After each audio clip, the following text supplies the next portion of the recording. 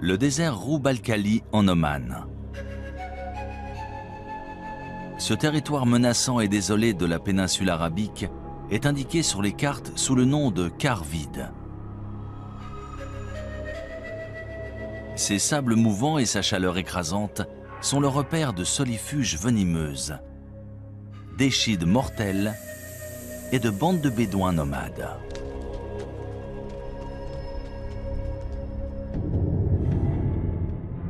Mais si l'on en croit d'anciennes légendes, cette région était très différente. C'est ici, il y a environ 5000 ans, qu'existait autrefois un royaume mythique appelé Hiram. Connu pour sa richesse et sa splendeur, Dieu l'aurait détruit pour le punir de sa vilainie et de sa corruption.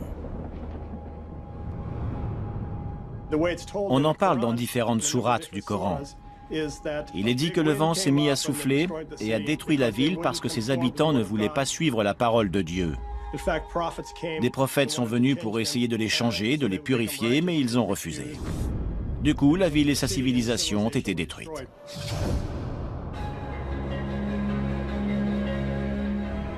Pendant des siècles, historiens et explorateurs ont cherché des preuves de l'existence d'Hiram. Mais il faudra combiner technologie spatiale et archéologie traditionnelle pour enfin réussir à prouver qu'Hiram est bien plus qu'un mythe. En 1983, Nicholas Clapp, archéologue amateur, adresse une étrange requête à la NASA qui donne lieu à une expédition commune dans la péninsule arabique. Il venait de lire qu'on pouvait utiliser un radar imageur pour cartographier des rivières souterraines en Égypte. Il se demandait si on pouvait s'en servir pour trouver une cité disparue, en connaissant à peu près sa localisation.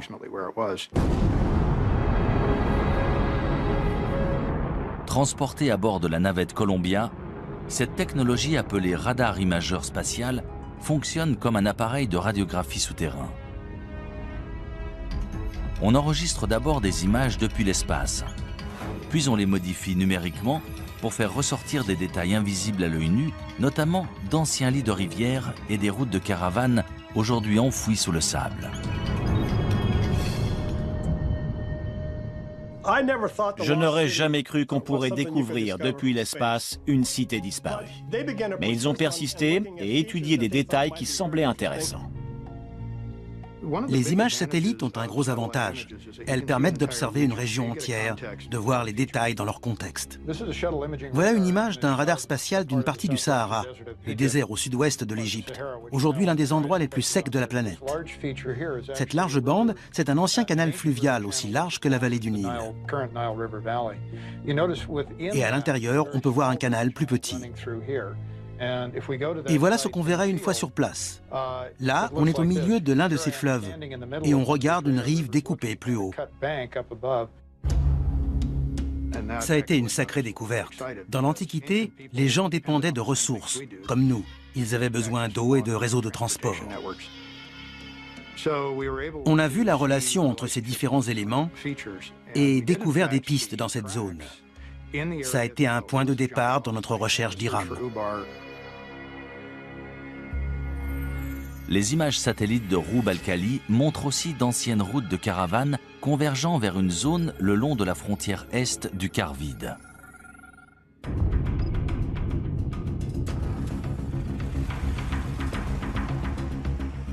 On s'est servi d'un GPS, technologie inconnue du grand public à l'époque, ainsi que du système de navigation de l'hélicoptère. C'est comme ça qu'on a trouvé la route qu'on avait vue sur les images satellites et qu'on l'a suivie dans le désert. C'était vraiment passionnant. On a décidé d'atterrir dans cette zone, près d'une sorte d'immense colline et d'un puits ou d'une source. Une fois sur place, je n'en revenais pas. Il y avait des bâtiments. Ça correspondait à la première section d'une place antique faite en pierre avec des murs et des bâtiments. Et il y avait des poteries un peu partout. Ensuite, on a identifié un nombre de lieux qui semblaient importants encore aujourd'hui. Et l'un d'eux était en fait le site d'Hiram. Des centaines de milliers de caravanes constituées de centaines de milliers de chameaux et d'ânes transportaient des marchandises et des tissus depuis et vers la côte, en passant par ce site antique d'Hiram. C'était un comptoir où se rassemblaient les caravanes de chameaux avant de traverser le désert. Il y avait une forteresse qui servait en fait à protéger la réserve en eau. C'est là qu'on contrôlait les caravanes de chameaux. Si elles voulaient traverser cette zone, il fallait payer une taxe. Après des fouilles plus poussées du site, on découvre les vestiges de 8 tours reliées par des murs de 9 mètres. Cela correspond à la description d'Hiram dans le Coran, appelée aussi « cité des nobles piliers ». Mais si cette cité légendaire a bien existé, tous les autres détails à son sujet sont-ils vrais? A-t-elle vraiment disparu après avoir été enfouie sous le sable? Selon les scientifiques et géologues, c'est l'érosion d'un aqueduc sous la cité qui aurait entraîné sa disparition.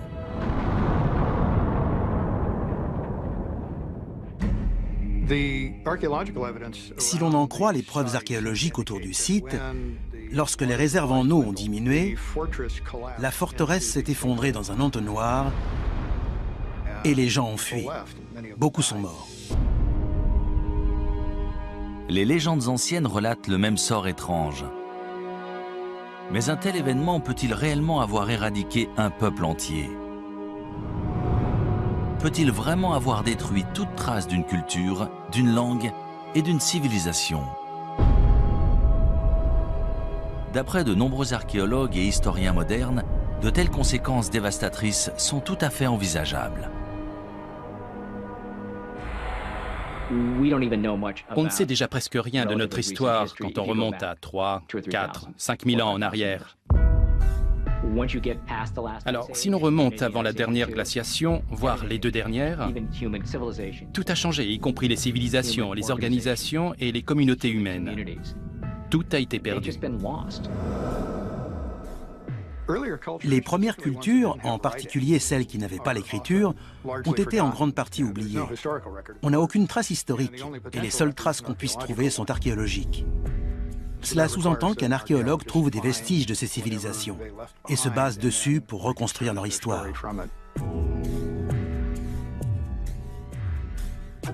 Pendant des décennies, on a supposé que les humains existaient depuis environ 200 000 ans.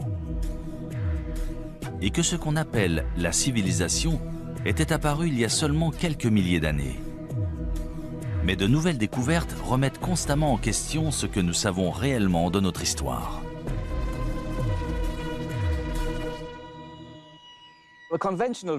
On dit qu'une civilisation naît en même temps que les premières villes et les premiers écrits. C'est ce qui est arrivé entre 3000 et 5000 ans avant Jésus-Christ en Mésopotamie, soit à l'Irak aujourd'hui. C'est à ce moment-là qu'on est passé de groupes de chasseurs-cueilleurs à une société agraire, c'est-à-dire à des gens capables de faire pousser leur nourriture. C'est ce qui a permis de rester à un endroit précis. Et c'est avec cette sédentarisation de l'humanité qu'on a commencé à parler du concept de civilisation.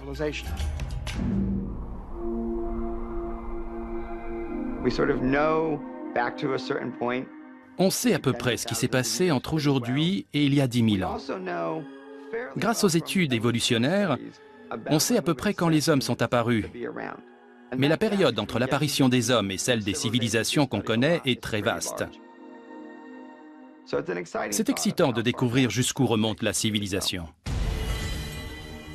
Si Hiram a vraiment existé, combien d'autres civilisations anciennes sont ensevelies et attendent d'être découvertes? Quand ce sera fait, que trouverons-nous? Des preuves de notre passé antique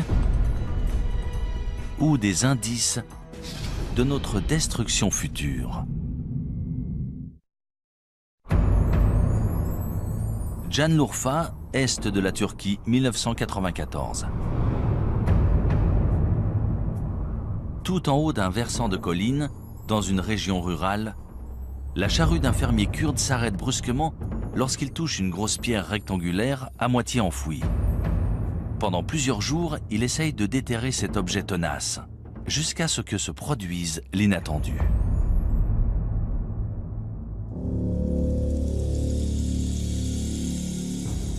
le fermier découvre des traces de formes étranges sculptées dans la pierre.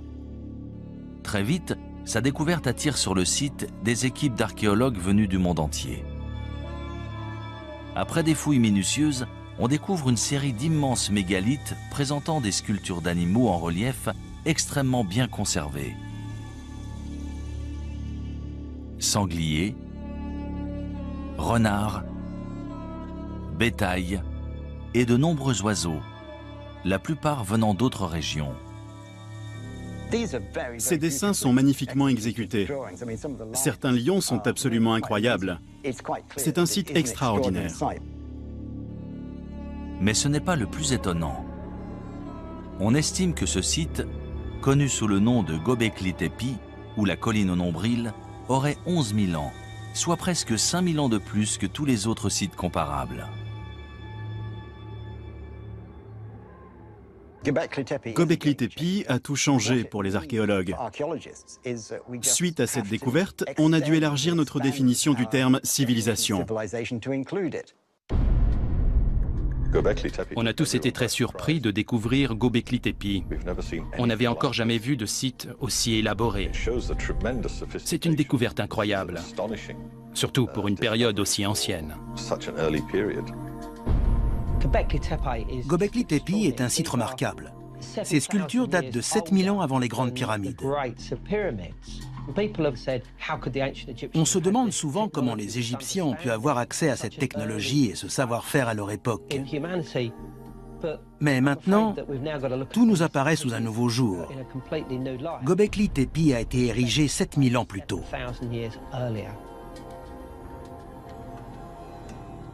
Récemment, l'imagerie radar du site a permis de révéler un gigantesque complexe présentant plus de 20 grandes structures ovales.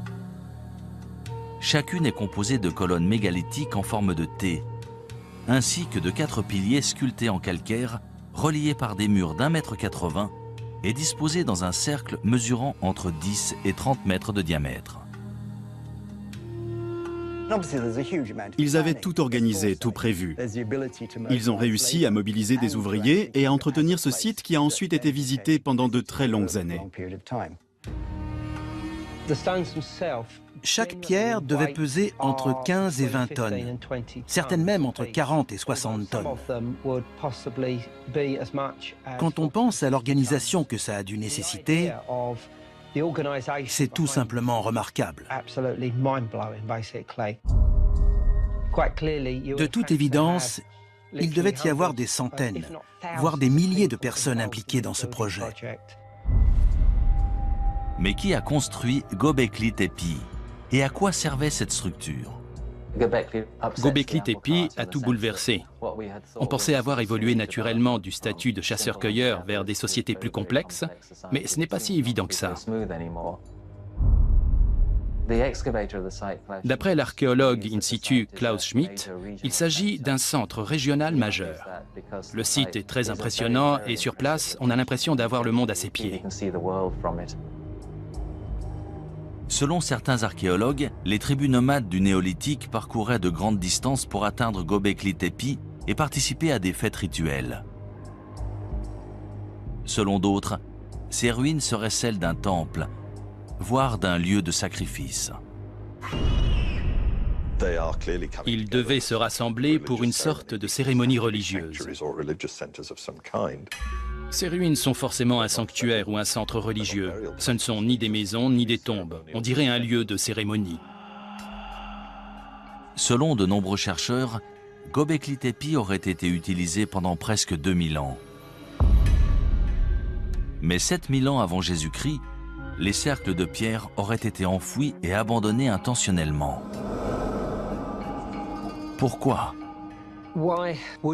Pourquoi enterrer cet incroyable complexe composé d'au moins 20 structures différentes, voire plus? D'après moi, quelque chose a changé et ils ont dû partir. Et le meilleur moyen d'abandonner le site, c'était de tout enfouir. On n'abandonne pas tout comme ça. Ces sites sont si importants, si sacrés que lorsqu'on les quitte, on les recouvre pour les protéger. Et ensuite, on reconstruit par-dessus ou à côté. C'est le cas ici. On a la preuve qu'ils ont recouvert intentionnellement ces temples avant d'en bâtir un autre ailleurs. Ce n'est pas si simple. Il faut remettre ça en contexte. C'était la toute fin de la dernière période glaciaire, une ère de grands changements. On a des preuves qu'une catastrophe a eu lieu à cette époque sur le continent américain, probablement suite à l'impact d'une comète ou d'un astéroïde. On en a trouvé des preuves un peu partout dans le monde. C'est à cette époque que Göbekli Tepe a été construit. On aimerait savoir pourquoi. A priori, il s'est passé quelque chose qui les a poussés à le faire.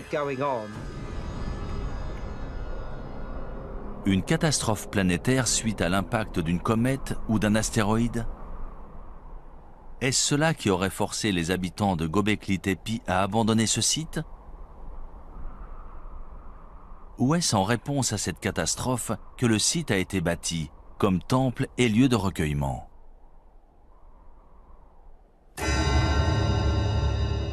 Selon certains chercheurs, la réponse se trouve tout près, au mont Ararat. Dans la Bible hébraïque, c'est là que l'arche de Noé aurait échoué une fois les eaux du déluge refluées. En fait, le mont Ararat se trouve à seulement une centaine de kilomètres de Göbekli Tepe. Quand on observe les animaux sculptés à Göbekli Tepe, il est impossible d'expliquer pourquoi certains d'entre eux ont été représentés étant donné qu'on ne les trouve pas dans cette région. Est-ce que certains de ces animaux vivaient dans cette région à l'époque? Et dans ce cas, d'où venaient-ils? Si l'on en croit la mythologie, il s'agirait des animaux de l'arche de Noé. On a beaucoup étudié les origines du déluge. Ce récit existe un peu partout dans le monde. Il existe une version Ojibwe, une version amérindienne, une version chinoise, et on en parle dans la mythologie grecque et la mythologie hindoue. Il est tout à fait possible que des événements réels aient inspiré la mythologie et les légendes.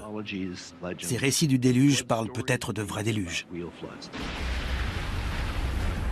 Ces mythes et récits narrant un déluge et le sauvetage de nombreux animaux à bord d'une arche sont-ils vraiment inspirés de faits réels?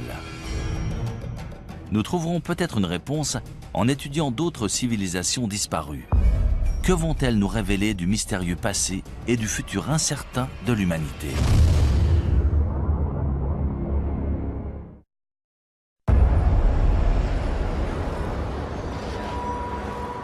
« 26 décembre 2004, Sumatra en Indonésie. Un gigantesque séisme sous-marin de magnitude 9,1, dont l'épicentre se situe au cœur de l'océan Indien, génère un tsunami dévastateur. En quelques minutes, il fait plus de 230 000 morts et plus de 2 millions de réfugiés.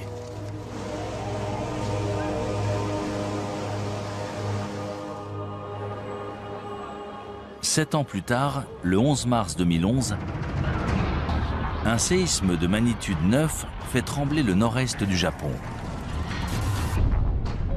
C'est le plus puissant séisme qu'ait jamais subi l'île. Quelques minutes plus tard, un tsunami de 9 mètres balaye les terres, emportant des villes entières et environ 23 000 personnes.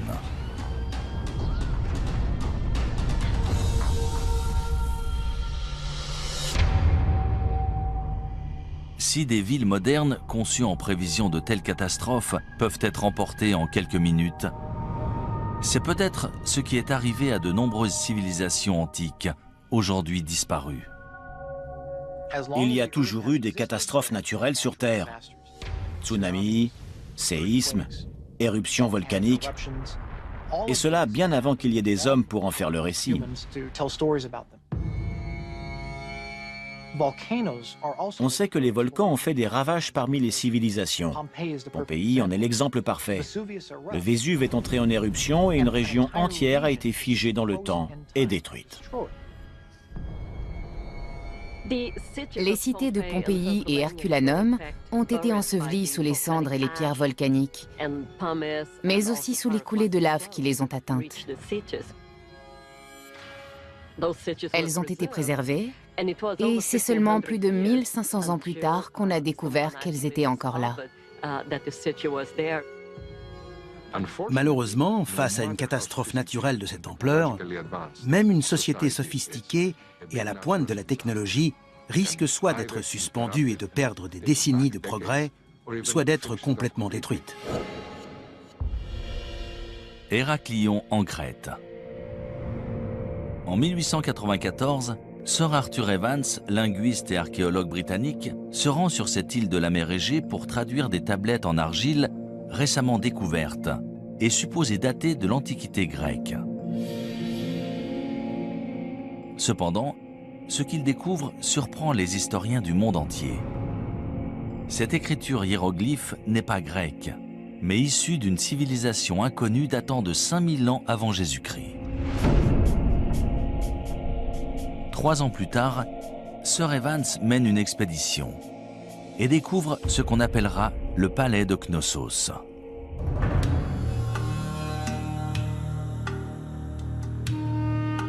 D'après les archéologues, l'imposante structure contenait autrefois des pièces richement décorées, de l'eau courante, chaude et froide, et même des toilettes en intérieur. Sir Evans nomme les bâtisseurs du palais les Minoens, en hommage au roi mythologique Minos de Crète. Lors de l'âge de bronze, la civilisation minoenne était toute puissante dans l'est de la Méditerranée. Elle avait une immense flotte et faisait commerce avec pratiquement tous les peuples du bassin méditerranéen. La société de la civilisation minoenne en Crète a été la première à développer des palais très sophistiqués, avec des cours pour tenir des cérémonies, des fresques et une architecture très élaborée. De nos jours, on considère les Minoens comme la première grande puissance en Méditerranée. Ils ont régné entre 2500 et 1600 avant Jésus-Christ. Mais comment un peuple si puissant et avancé a-t-il pu disparaître ainsi? Selon de nombreux chercheurs, on peut trouver la réponse en étudiant l'une des plus importantes éruptions volcaniques de l'histoire de la civilisation, à 110 km au nord de la Crète, sur l'île de Santorin.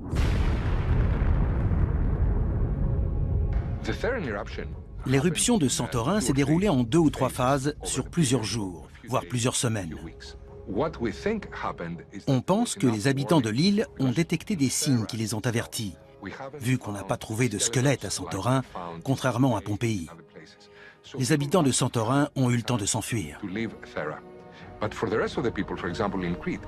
En revanche, les habitants de Crète ne s'attendaient pas à ce que l'éruption ait de telles conséquences chez eux.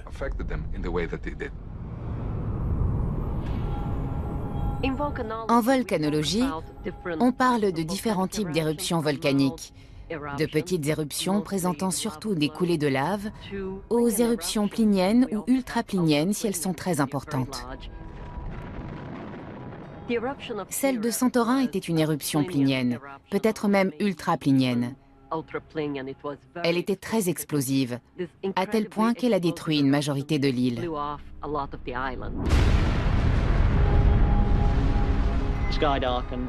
Le ciel s'est assombri, le panache volcanique s'est propagé, envoyant des cendres jusqu'à l'île de Rhodes et le sud-ouest de la Turquie. Dans les autres directions, on pouvait entendre les explosions au loin, au fur et à mesure que l'éruption progressait. Tout laisse à croire que la violente éruption volcanique de Santorin a généré un énorme tsunami qui s'est abattu sur les villes portuaires de la Crète. Voici une reproduction de la mer Égée dans l'est de la Méditerranée et du volcan de Santorin. On va voir ce qui s'est passé juste après l'éruption du volcan. Tout d'abord, on a ce qu'on appelle une vague de remblayage, suite à l'effondrement de la caldeira du volcan. Ça crée un trou dans la mer.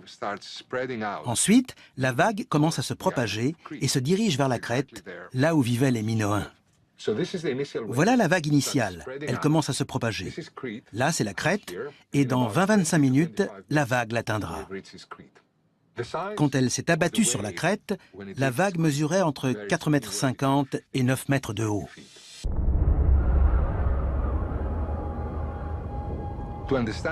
Pour comprendre ce qu'ont vécu les Minoens à l'époque, on peut observer ce qui s'est passé au Japon en mars 2011. C'est un énorme tsunami dont l'impact sur notre société se ressent encore chaque jour. Les Japonais ont réussi à se relever, mais ils n'étaient pas seuls. Le monde entier les a soutenus. Les Minoens, eux, n'avaient personne vers qui se tourner.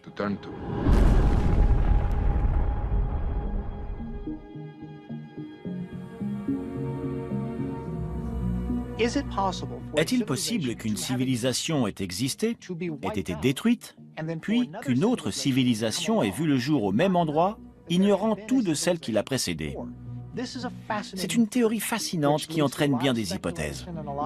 Du coup, de nombreuses personnes se demandent s'il n'y a pas eu une civilisation sur Terre bien avant toutes celles déjà connues, mais dont on ne saurait absolument rien. Si un volcan actif peut vraiment détruire toute trace d'une civilisation passée, une activité volcanique similaire pourrait-elle représenter la même menace encore aujourd'hui? C'est ce que croient les volcanologues. Ils s'inquiètent qu'une telle catastrophe puisse menacer la côte est des États-Unis. L'île de La Palma, près de Tenerife dans les Canaries, présente une faille. On pense qu'une grande partie de l'île pourrait s'effondrer dans l'océan et, de ce fait, générer un gigantesque tsunami. L'effondrement d'un volcan dans les îles Canaries, le Cumbre Vieja ou La Palma par exemple, pourrait entraîner des dommages sur 20 000 km de côte, de Terre-Neuve jusqu'à la côte est des États-Unis, en passant par les Caraïbes et le nord du Brésil. D'après les simulations, lorsque la vague atteindra la côte est des États-Unis, elle fera 10 à 20 mètres de haut. C'est à peu près la taille de la vague qui s'est abattue sur Sumatra après le séisme de 2004 et de celle qui s'est abattue sur le Japon après le séisme de 2011. Une catastrophe naturelle de type éruption volcanique, séisme ou tsunami, peut-elle réellement détruire toute trace d'une civilisation? Au point de bouleverser l'histoire de l'humanité pour les siècles à venir. La réponse se trouve peut-être dans un ancien cimetière rempli d'or, dans une ville côtière sur la mer Noire.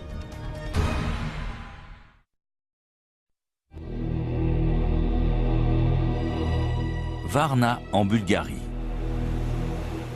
Pendant des siècles, cette ville balnéaire de la mer Noire a attiré voyageurs et commerçants en provenance d'Europe et du Moyen-Orient. Au IIe siècle avant Jésus-Christ, les Romains ont profité des sources chaudes locales pour construire une immense série de bains publics.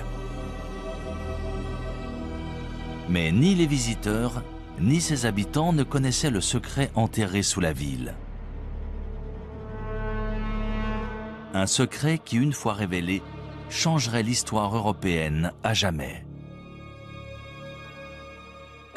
Ça s'est passé à la fin de l'automne 1972. Il y avait un site de construction en cours dans la zone industrielle de Varna. Ils creusaient pour installer des câbles électriques. Recho Marinov, conducteur d'excavateur, creuse une tranchée d'1,20 m de profondeur lorsqu'il tombe sur ce qu'il pense être d'anciens artefacts en cuivre. Il les rapporte chez lui pour les mettre en sécurité. Quelques semaines plus tard, un habitant du village lui a dit que ces objets étaient très intéressants.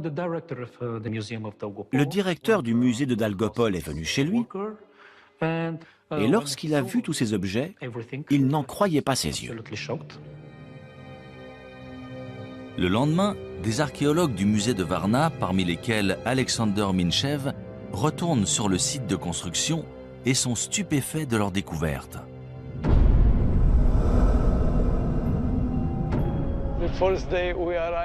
Lorsqu'on est arrivé sur le site, on a vu plusieurs pièces d'or sur la route, écrasées par des semelles de chaussures.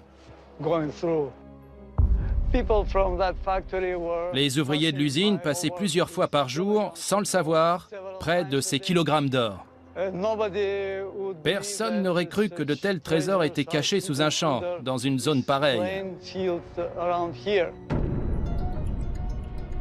Après des fouilles plus poussées, on découvre que ce terrain non exploité est en fait le site d'un cimetière oublié.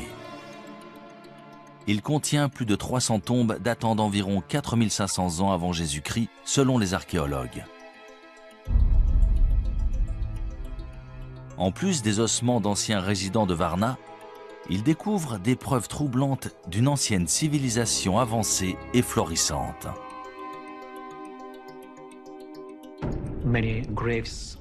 On a trouvé de nombreuses tombes avec des ossements humains. Les corps étaient dans différentes positions, principalement avec la tête orientée vers le nord-nord-est. Et ils étaient enterrés avec leurs ornements et leurs armes. Il existe un tas de ces objets extraordinaires, mais les trouver tous ensemble, dans un seul cimetière, c'est la preuve qu'il s'est passé quelque chose de très important dans la région de Varna.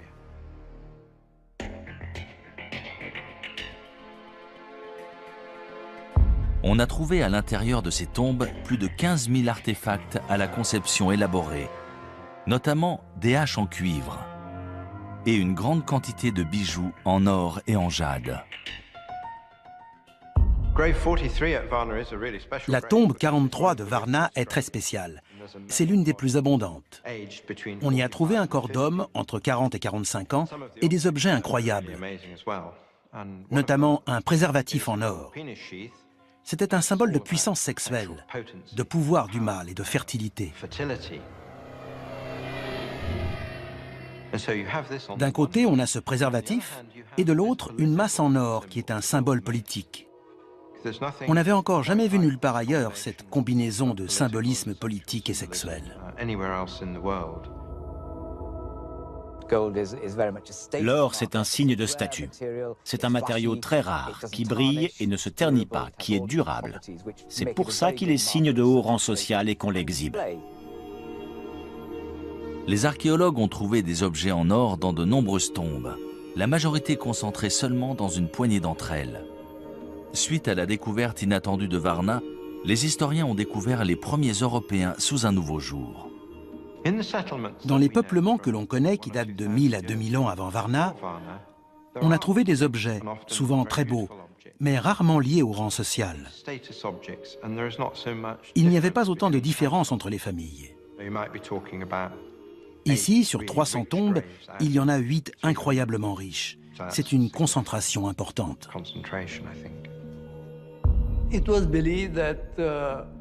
On suppose que pendant l'ère préhistorique, tous les hommes étaient égaux. Ils travaillaient ensemble, partageaient leurs récoltes.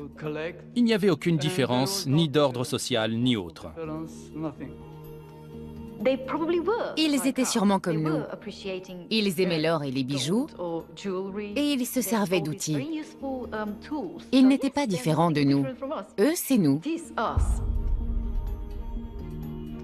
Varna aurait servi de pôle aux commerçants préhistoriques qui transportaient des armes en cuivre vers des régions aussi éloignées que la France et l'Espagne, presque 1500 ans avant la naissance de pôles de commerce similaires en Mésopotamie.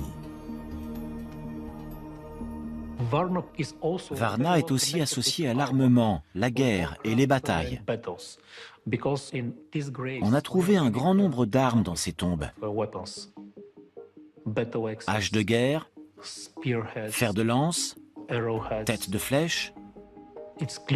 Puissance et guerre vont toujours de pair. C'est évident. Avant la découverte de Varna, on connaissait des sociétés très complexes dont on sait aujourd'hui qu'elles datent de l'âge de bronze. Stonehenge est l'une de ces sociétés complexes. Mais Varna date d'au moins 3000 ans avant Stonehenge. La civilisation a mis énormément de temps à se développer. On pensait avoir trouvé tous les marqueurs en Égypte, en Mésopotamie et en Crète, mais Varna existait bien avant cela. L'aube de la civilisation européenne a commencé ici, sur ce site.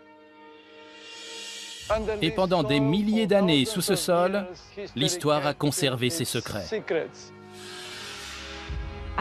Je n'arrive pas à imaginer ce qui serait arrivé si on n'avait pas trouvé Varna, si tous ces objets étaient encore sous nos pieds. Pourtant, un mystère subsiste. Comment la population de Varna a-t-elle disparu vers 4100 avant Jésus-Christ? On a la preuve qu'à la fin du 5e millénaire, probablement vers l'an 4200 avant Jésus-Christ, il y a eu un important changement climatique. Le niveau de l'eau a augmenté et les températures sont devenues plus élevées. De ce fait, les conditions agricoles se sont détériorées. Est-ce qu'un changement climatique, sûrement à l'origine de sécheresses et de famines, pourrait avoir causé la disparition de Varna? Récemment, des fouilles archéologiques au Moyen-Orient nous ont fourni de nouvelles informations. D'après de nombreux archéologues et spécialistes, ces découvertes vont nous permettre de résoudre le mystère entourant la disparition de Varna et d'autres cités disparues. Mais d'autres se basent sur des preuves différentes, plus incroyables encore. Celles des catastrophes naturelles et des cataclysmes de proportions mondiales, voire nucléaires. Des preuves qui impliquent que le temps nous est compté.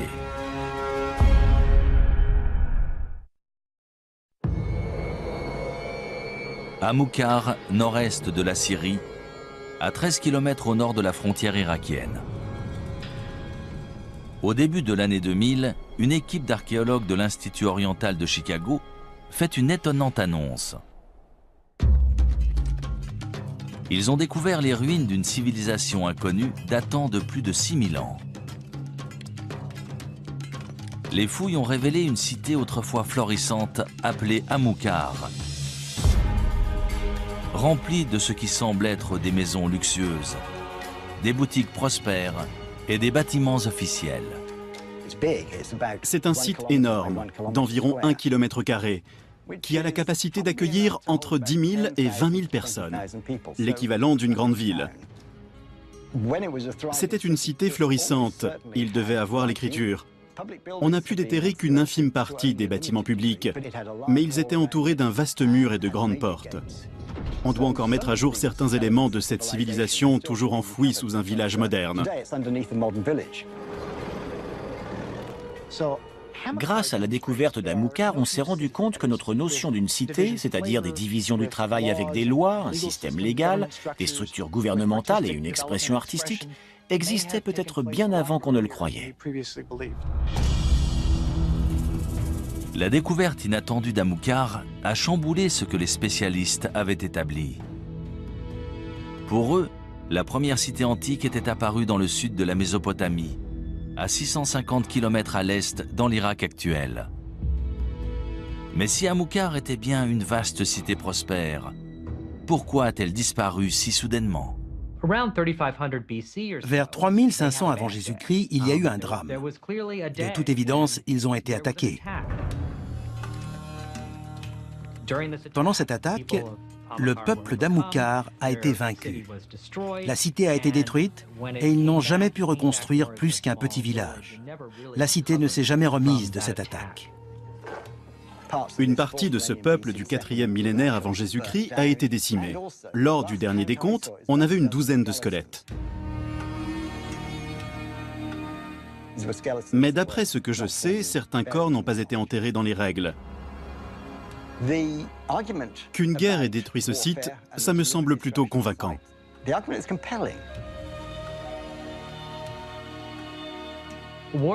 Au moment de la destruction d'Amoukhar, on se battait la plupart du temps à main nue.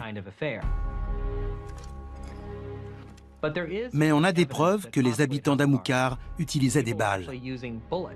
Pas des balles de revolver, évidemment, plutôt des projectiles avec des frondes. C'est une hypothèse controversée mise en avant par les archéologues d'Amukar. Dans tous les cas, lorsque la cité a été détruite, le combat a fait rage et la cité a péri dans les flammes. C'est intéressant, car on sait depuis longtemps qu'à cette époque, d'autres cités se développaient dans le sud, comme Uruk par exemple. Mais aujourd'hui, on a de nouvelles preuves que des cités comme Amukar créaient leur propre civilisation en parallèle. Avec une telle dynamique nord contre sud, la destruction d'Amukar a pu sonner le glas de ces peuples du nord qui essayaient de créer leur propre mode de vie. Ils ont fini par être vaincus par les peuples du sud, ce qui a bouleversé le cours de l'histoire. À des centaines de kilomètres à l'ouest d'Amukar se trouvent les ruines d'un autre peuplement antique, Caramel. En 2007, des archéologues qui déterraient des tombes anciennes in situ ont découvert les fondements de 5 larges tours en pierre de 4,50 m de diamètre et d'environ 6 mètres de haut chacune.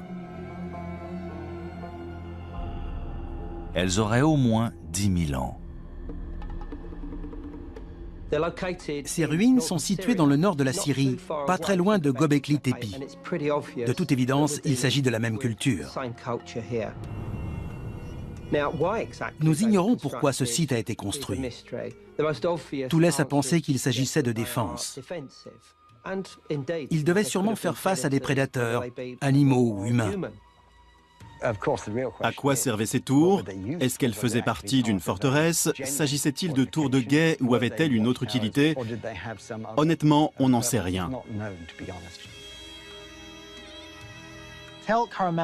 Caramel, dans le nord-ouest de la Syrie, est un site important.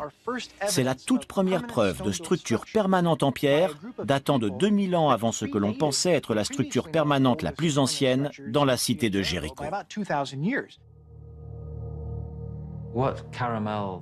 Avec la découverte de Caramel, on a abandonné l'idée que l'évolution depuis le néolithique a été un processus unique. Je peux vous nommer de nombreux autres sites où l'on a trouvé des cultures locales distinctes, chacune très élaborée, mais différentes les unes des autres. Il n'y a pas eu un seul grand développement. Il y en a eu tout un tas, certains plus réussis que d'autres. Pour la plupart des spécialistes, Caramel et Amukar ont été détruites par des armées venues du sud de la Mésopotamie. Dans l'Antiquité, il y avait énormément de conflits. Je ne parle pas de guerre mesquine et irréfléchie. Il s'agissait d'agrandir des cités, de s'approprier plus de territoires et de subordonner plus de villes pour taxer plus de résidents. Ces guerres territoriales sont-elles la seule cause de la destruction de ces grandes cités antiques? Depuis peu, une autre théorie infiniment plus hasardeuse a vu le jour. Caramel et Amukar ont peut-être été victimes d'une étrange et spontanée explosion nucléaire. En 1972, des scientifiques du Gabon en Afrique découvrent des traces d'un événement nucléaire au cœur d'une mine d'uranium. On sait que les réacteurs nucléaires génèrent des déchets. En mesurant la quantité, on peut dire de quand ils datent. Et c'est comme ça qu'on a découvert qu'ils remontaient à 2 milliards d'années. Il y a un réacteur nucléaire dans le Soleil, à l'origine de toute vie. Mais pourrait-il y en avoir un sur Terre? Après tout, dans les années 50, on se demandait s'il était possible de créer un réacteur nucléaire naturel dans l'écorce ou le noyau terrestre. L'uranium-235 est notre principale source de réacteurs à fission nucléaire. C'est assez commun, plus que l'or. Sur l'échelle des larges éléments qui peuvent se diviser, celui-ci est relativement courant et peut être extrait. Pour créer une réaction nucléaire, il faut surtout 2 choses. Un uranium suffisamment dense et de quoi ralentir les neutrons. Le mieux pour ralentir des neutrons et obtenir une réaction en chaîne, c'est l'eau. Et dans cette zone d'Afrique de l'Ouest, il y avait la parfaite combinaison avec juste ce qu'il faut d'eau et d'uranium suffisamment dense pour obtenir un réacteur nucléaire. Avec un réacteur naturel, on peut engendrer une catastrophe de l'ordre de celle de Tchernobyl. 1 degré de radiation qui pourrait affecter la santé des gens. Si de l'uranium venait à alimenter un réacteur nucléaire naturel, cela engendrerait une fission nucléaire, et c'est ce qu'on veut éviter à tout prix. Dans tous les cas, ça serait sous terre. Ça aurait les mêmes effets qu'un volcan. Donc, ce serait bien une catastrophe naturelle.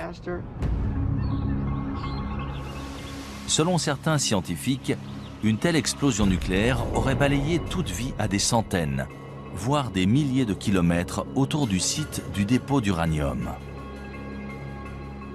Si cela s'est produit en Afrique de l'Ouest, pourquoi pas ailleurs? Peut-être même à Amukar. Quand on sait que c'est arrivé à un endroit précis il y a environ 2 milliards d'années, on se dit qu'il y a forcément d'autres endroits, en particulier sous terre, où l'on n'a pas bien cherché. À mon avis, peu de gens croient que ces civilisations ont disparu suite à d'importantes catastrophes naturelles. Combien ont disparu il y a 20 ou 30 000 ans et dont on ignore encore tout?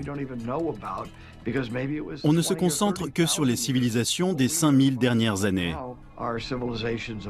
On ne sait rien au-delà de l'histoire chinoise ou égyptienne.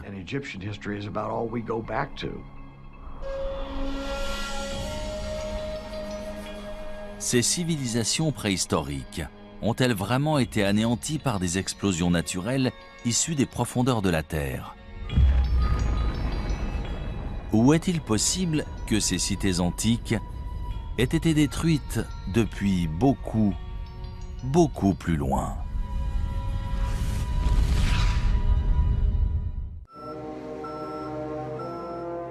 « 21 décembre 1968. Mission Apollo 8 de la NASA. Dirigée par le commandant Frank Borman, c'est la première fusée habitée à atteindre la Lune.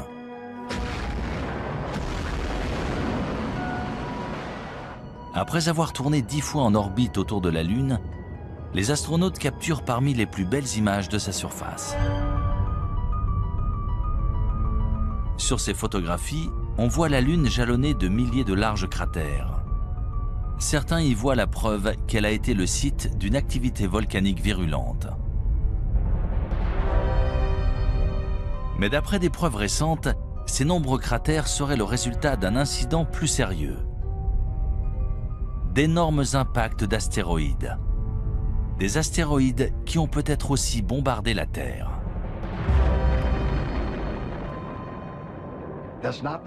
Ce n'est pas un homme sur la Lune, mais des cratères.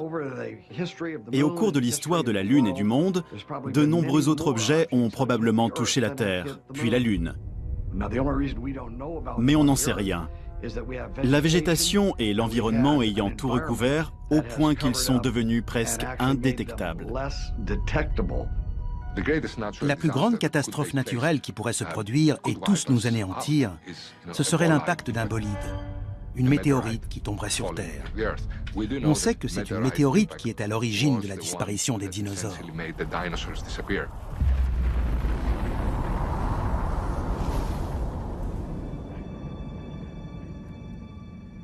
Nous voici au bord du météore cratère, site célèbre d'un impact de météorite dans le nord de l'Arizona.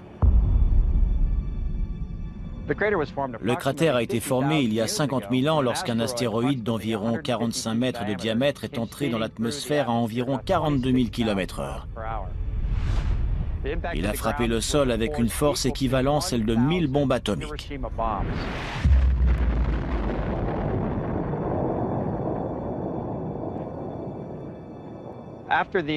Aujourd'hui, le cratère fait environ 1250 mètres de diamètre, 4 km de circonférence et environ 168 mètres de profondeur. Pour résumer, si l'on plaçait le Washington Monument au fond du cratère, la pointe de l'obélisque serait au même niveau que les bords du cratère. S'il se produisait un tel événement dans un endroit aussi peuplé que la ville de New York, par exemple, on estime que personne ne survivrait dans un périmètre de 16 km.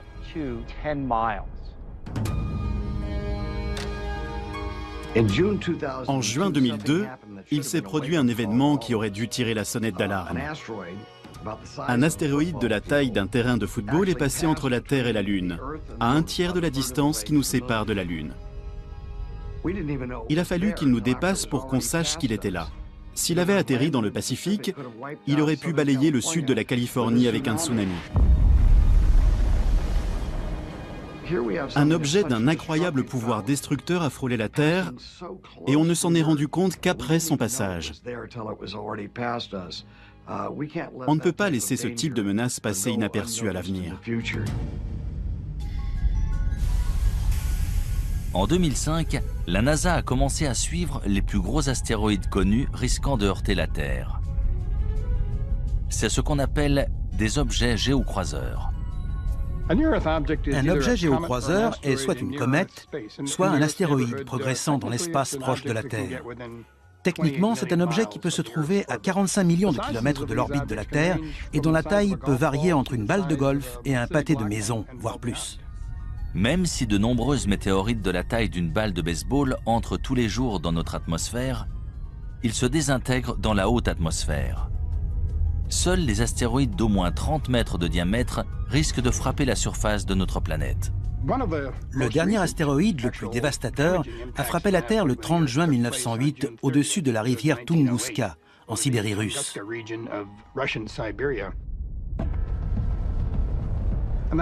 Un objet mesurant entre 30 et 40 mètres est entré dans notre atmosphère. La pression exercée à l'avant de ce petit astéroïde était plus importante que celle exercée à l'arrière. Du coup, il s'est aplati et a explosé à environ 6,5 km au-dessus de la surface de la Terre.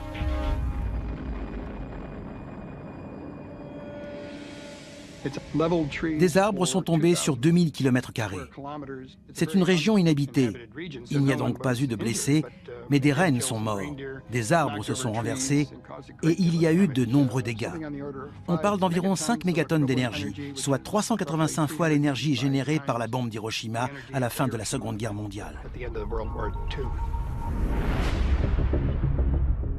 Même si l'impact d'un météore de la taille d'un terrain de football aurait des conséquences dévastatrices, les scientifiques redoutent surtout des objets encore plus gros. Il y a environ 1000 astéroïdes d'1 ou 2 kilomètres, voire plus, dans l'espace près de la Terre. Un impact de ce type entraînerait des conséquences planétaires. Et ce n'est pas le pire. La poussière et les débris projetés dans l'atmosphère plongeraient la Terre dans le noir. Sans oublier les pluies acides et les tempêtes de feu causées par les débris s'abattant sur notre planète. En plus de la poussière, la suie stopperait la photosynthèse, indispensable aux plantes. Et bien sûr, aux animaux se nourrissant de ces plantes. En cas d'impact d'astéroïdes, le plus problématique seraient les effets secondaires. Lorsqu'on parle d'impact d'astéroïdes ou de météores, on parle d'objets qui pourraient annihiler non seulement des populations d'organismes vivants, mais des civilisations entières, comme ils l'ont fait par le passé. Ces dernières années, l'équipe d'observation des objets géocroiseurs de la NASA a élargi ses recherches pour inclure des objets de plus de 140 mètres de diamètre. L'un d'eux, un astéroïde de 300 mètres de large nommé Apophis, devrait approcher la Terre en 2029. Apophis est très gros. Il a été découvert en 2003 et pendant un temps, on pensait qu'il allait heurter la Terre. Il y avait une chance sur 37 qu'il nous heurte en 2029.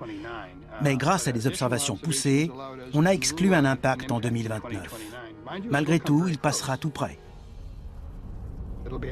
Il sera visible à l'œil nu depuis l'Europe. Vous devriez voir un astéroïde passer près de la Terre sans la heurter.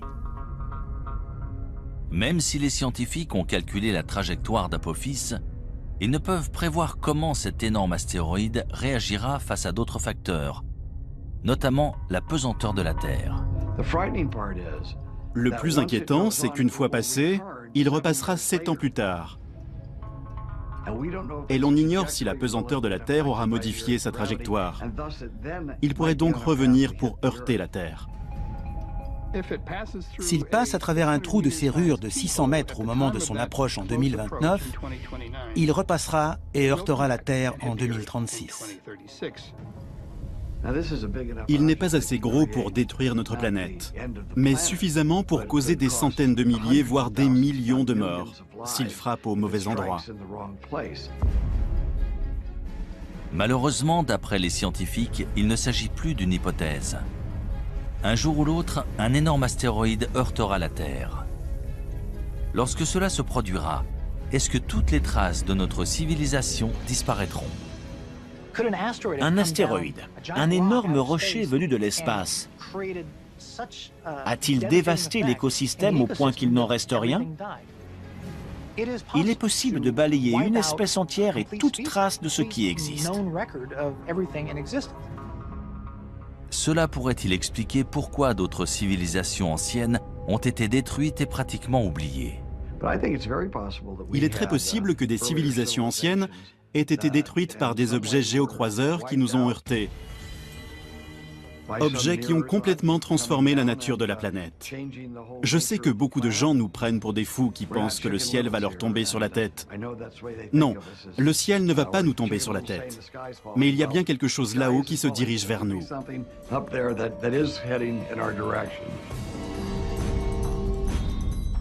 Si un météore heurte la Terre de notre vivant, que pourrons-nous entreprendre pour minimiser ces ravages? Sommes-nous suffisamment préparés pour ne pas perdre les siècles d'avancées technologiques dont l'humanité peut se vanter?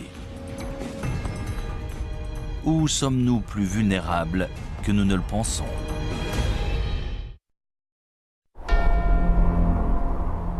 Le Kilimandjaro en Tanzanie. En l'an 2000, le paléoclimatologue Lonnie Thompson et son équipe de chercheurs ont foré au cœur d'un glacier recouvrant le pic de la montagne.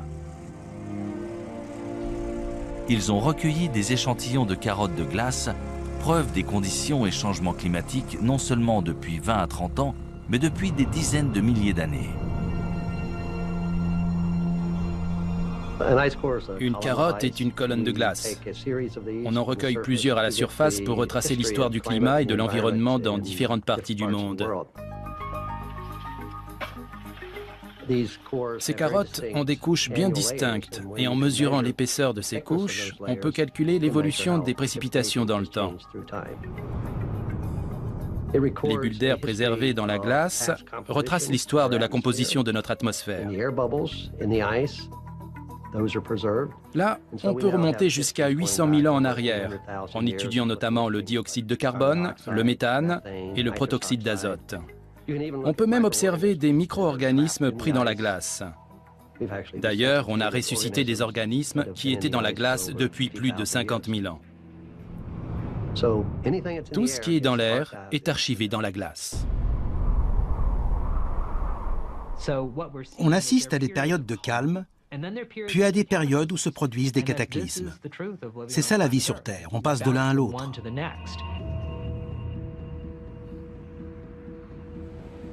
Stockées dans ces immenses congélateurs à l'Université d'État de l'Ohio, voici les carottes de glace que Lonnie Thompson a recueillies dans des glaciers du monde entier. On en a recueilli plus de 7000 mètres. C'est la seule collection tropicale de carottes de glace au monde. Certaines viennent du Kilimandjaro et d'autres de l'archipel François-Joseph à l'extrême nord de la Russie. On a toute une collection provenant de l'Himalaya et du Tibet. La plus ancienne carotte jamais forée dans une région montagneuse vient de l'ouest de la Chine et date d'il y a plus de 750 000 ans. Les carottes de glace sur ce rayonnage proviennent du plateau de Bruce, dans la péninsule antarctique. Elles ont été forées cette année et seront découpées et étudiées dans le laboratoire. D'après une étude récente de ces échantillons, un événement climatique radical s'est produit sur Terre il y a environ 5200 ans.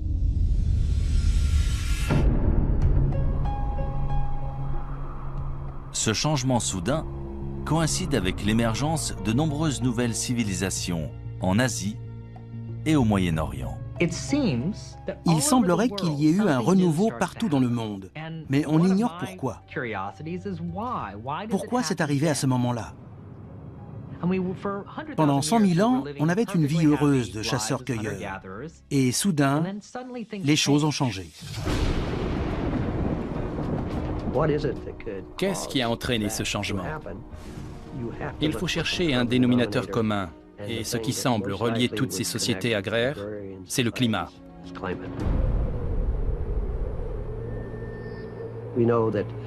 On sait qu'à cette époque, le désert du Sahara s'est asséché. Il y a 4 ou 5 000 ans, il y avait des lacs et des gens vivaient dans ce désert. On a retrouvé des fresques sur des rochers. Si l'on en croit ces nombreuses preuves, il s'est produit un événement dramatique à cette époque. Si une catastrophe mondiale s'est bien produite, quelle en a été l'origine? Une sécheresse planétaire? Un météore qui aurait heurté la Terre et déposé suffisamment de poussière pour nous plonger dans le noir? Ou s'agirait-il d'une éruption volcanique? Les éruptions volcaniques sont essentielles pour une planète. C'est comme ça qu'elle perd sa chaleur primordiale. Ça fait des milliards d'années qu'il y a des éruptions volcaniques sur Terre. L'existence des hommes ne représente qu'une fraction de ce temps. Il y avait des éruptions volcaniques bien avant eux, et il y en aura bien après eux. Sans elles, la Terre ne serait pas ce qu'elle est aujourd'hui. On compte de nombreux volcans actifs à travers le monde, la plupart trop petits pour détruire la Terre à l'échelle mondiale. C'est sans compter sur un supervolcan. Il y a des volcans qu'on considère comme normaux. Ils rejettent une certaine quantité de lave et d'énergie et génèrent une explosion d'une certaine taille. Si la lave et les gaz d'un volcan sont particulièrement bien enfermés, la pression sera d'autant plus forte et l'explosion d'autant plus massive. Et c'est ce qu'on appelle un supervolcan. Certains volcans génèrent des éruptions très importantes. En général, ce sont les volcans autour de la ceinture de feu, ceux qui présentent des calderas, notamment en Nouvelle-Zélande, en Papouasie-Nouvelle-Guinée ou même en Alaska. Les scientifiques ont identifié au moins 7 supervolcans dans le monde. Le plus grand se trouve sous le parc national de Yellowstone dans le Wyoming. Si l'on en croit la géophysique, à Yellowstone et dans certains autres endroits sur Terre, il y a une concentration de chaleur en profondeur, ce qui entraîne une fonte partielle de la roche dans ces régions. Et de ce fait, de temps à autre, cela peut provoquer une gigantesque éruption.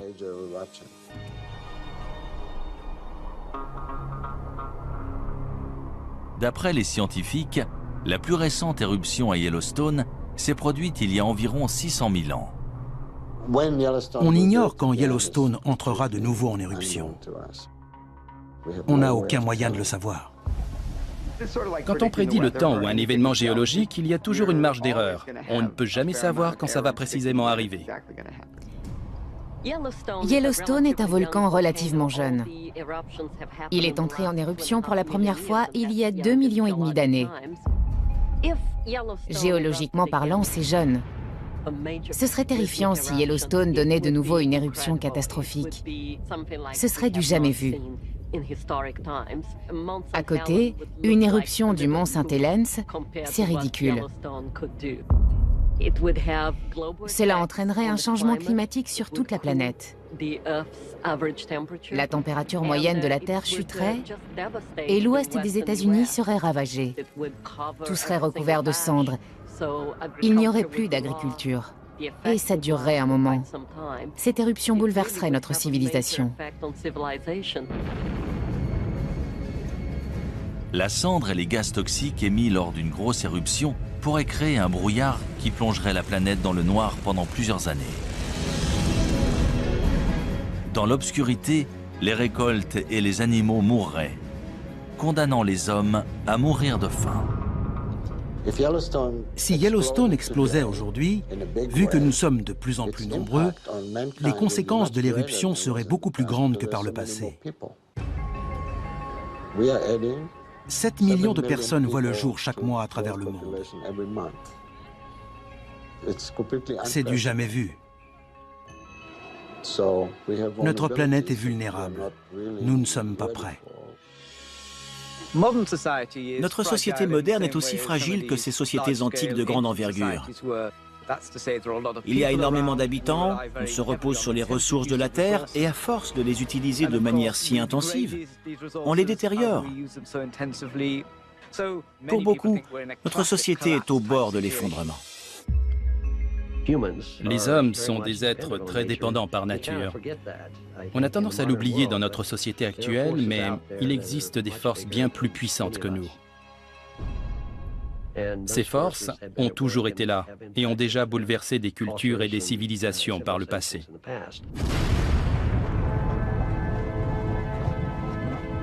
Ce genre de catastrophe planétaire semble tout droit sorti d'un film de science-fiction. Pourtant, de nombreux gouvernements et entreprises se préparent à un tel événement. Malheureusement, une question subsiste. Leur plan fonctionnera-t-il ?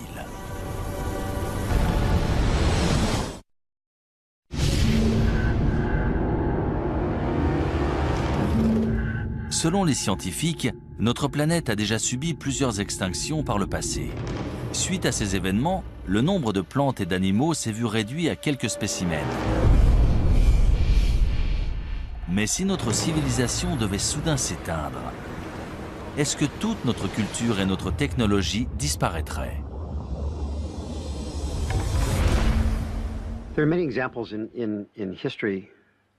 Ce ne serait pas la première fois qu'un peuple perd ses technologies et son savoir-faire. Bien sûr, l'exemple le plus célèbre est celui de la bibliothèque d'Alexandrie en Égypte.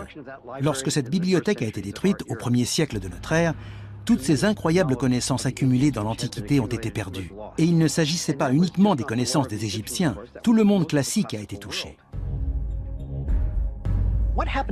Que devient une civilisation si ses connaissances collectives disparaissent? On ne saura jamais ce que notre civilisation aurait pu être si la bibliothèque d'Alexandrie n'avait pas été détruite. Les Égyptiens avaient un savoir incroyable, en particulier dans le domaine médical, et nous l'avons perdu. Est-ce qu'on en a recouvré ou redécouvert la majorité? Sûrement. Mais notre société serait-elle encore plus avancée si nous n'avions pas perdu ces connaissances, si nous n'avions pas dû attendre de les redécouvrir? Bien sûr, il est possible que certaines idées et connaissances de ces sociétés antiques aient été perdues pour toujours. On ne le saura jamais vu qu'on n'a aucun moyen d'en être sûr. Contrairement à l'Antiquité où bon nombre d'informations étaient gravées dans la pierre, aujourd'hui, on enregistre nos données et nos archives dans des puces mémoire en silicone. Si elles venaient à disparaître dans des dizaines de milliers d'années, les gens auraient bien du mal à reconstruire nos vies et à se faire une idée de la façon dont on vivait. Paradoxalement, l'art rupestre préhistorique a probablement plus de chances de survivre que notre technologie moderne. Hutchinson, Kansas. À 200 mètres sous la ville se trouve un immense centre de stockage, aussi long que 35 terrains de football. En 1959, on a ouvert à l'intérieur d'une mine de sel la chambre souterraine d'Hutchinson pour protéger d'importants documents et biens du gouvernement pendant la guerre froide. Aussi appelée stockage éternel, c'est probablement la plus grande capsule témoin du monde. Une cave ou un sous-sol n'est pas toujours le meilleur endroit pour conserver des objets de valeur, mais il y a des avantages. La température est stable et les réactions chimiques responsables de la dégradation des objets dépendent justement des changements de température. L'humidité joue aussi un rôle important. Un degré d'humidité stable, ni trop élevé ni trop bas, c'est idéal pour la conservation. C'est l'une des raisons pour laquelle les musées ont toujours une température et un degré d'humidité stable. Et un moyen simple d'y parvenir sans utiliser trop d'énergie, c'est de s'enfoncer sous terre. Dans cette mine, en plus, le sel absorbe naturellement l'humidité. Prenons le cuir qui a servi à rédiger les manuscrits de la mer Morte. Il a été lavé dans cette mer salée et le sel a agi comme un conservateur naturel, empêchant les microbes d'abîmer le cuir. C'est pour ça qu'ils sont encore en si bon état aujourd'hui. Parmi les objets précieux et rares stockés ici, les copies originales de nombreux films et programmes télé populaires, ainsi que des photographies et documents historiques importants. Grâce à une température constante de 20 degrés Celsius, cette chambre souterraine offre des conditions de préservation presque parfaites. Quelle que soit la civilisation, y compris la nôtre, quand on veut conserver un objet, il faut le mettre dans une chambre forte ou une grotte pour qu'il ne soit pas exposé aux éléments. Il existe dans tout le sud de l'Europe des grottes abritant des dessins et peintures extrêmement bien conservés. La plus ancienne et élaborée de toutes a été découverte en 1994 dans la vallée de l'Ardèche en France. D'après les scientifiques, les œuvres à l'intérieur de la grotte Chauvet datent de 30 000 ans avant Jésus-Christ. C'est l'une des plus belles grottes ornées de la période glaciaire. C'est impressionnant. On n'en avait encore jamais vu de cette taille dans cette région. Elle est d'une incroyable richesse. Il y a environ 400 peintures et gravures d'animaux, de magnifiques représentations de chevaux, de rhinocéros, d'ours, une grande variété d'images.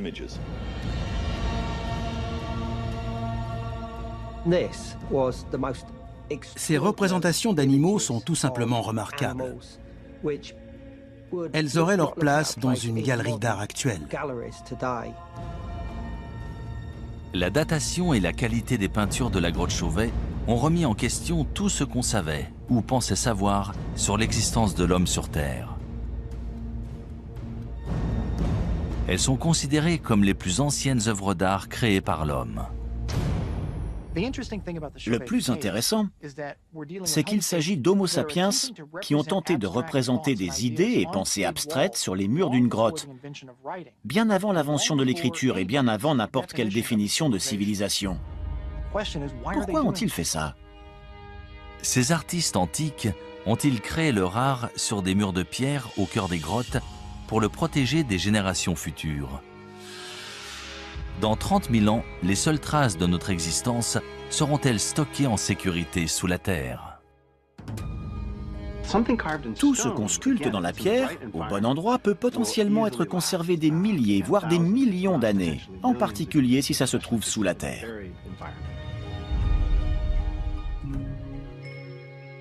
C'est sur une île norvégienne isolée à 1300 km au sud du pôle Nord et à presque 125 mètres au cœur d'une montagne de grès que se trouve la réserve mondiale de semences du Svalbard. Il s'agit d'une mesure de protection en cas de perte accidentelle de la grande variété de plantes et de récoltes alimentaires sur Terre. Plus de 20 millions de graines sont stockées ici. Les graines sont stockées dans une mine de charbon abandonnée, transformée en une réserve stabilisée. Certaines graines peuvent survivre très longtemps, d'autres ont besoin d'être plantées, de pousser et d'être de nouveau récoltées. Ce n'est pas un environnement statique. Ici, les graines sont constamment renouvelées et échangées contre des graines issues d'autres réserves dans le monde. Cette réserve de graines a été conçue spécialement au cas où notre civilisation serait détruite.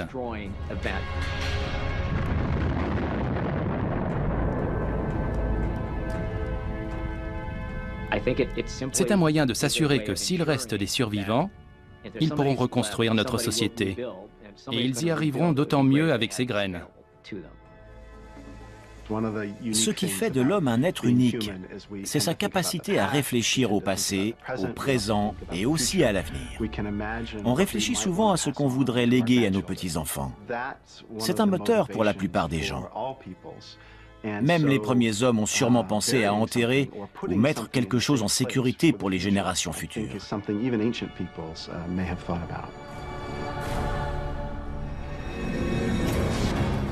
Si des civilisations anciennes ont délibérément conservé des preuves de leurs connaissances et technologies avancées dans des grottes ou structures souterraines, Ces trésors cachés pourront-ils nous aider à savoir qui nous sommes et d'où nous venons?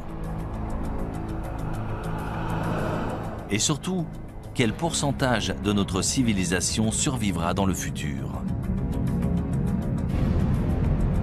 Pouvons-nous réellement disparaître de la planète sans laisser de traces?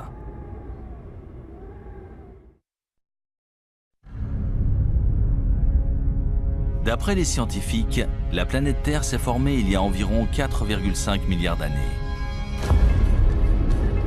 Pourtant, selon de nombreux spécialistes, l'humanité n'existe que depuis 200 000 ans. Pourrait-il se tromper?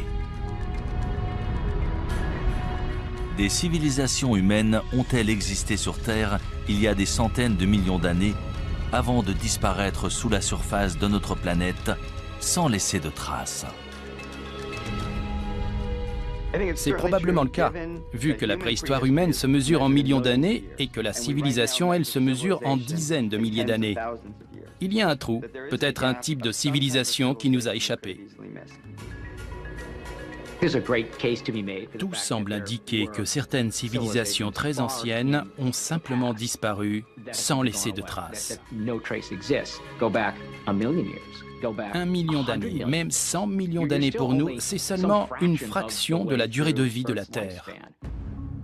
Il y a 100 millions d'années, des dinosaures vivaient sur Terre. Et si d'autres formes de vie existaient avant eux, il y a 1 milliard d'années? On n'a aucun moyen de le savoir et donc aucun moyen de dire « non, ça n'est jamais arrivé ». Si la Terre a bien subi une catastrophe planétaire, qu'est-il arrivé à la race humaine? Que se passerait-il si notre civilisation tout entière était balayée par une gigantesque éruption volcanique?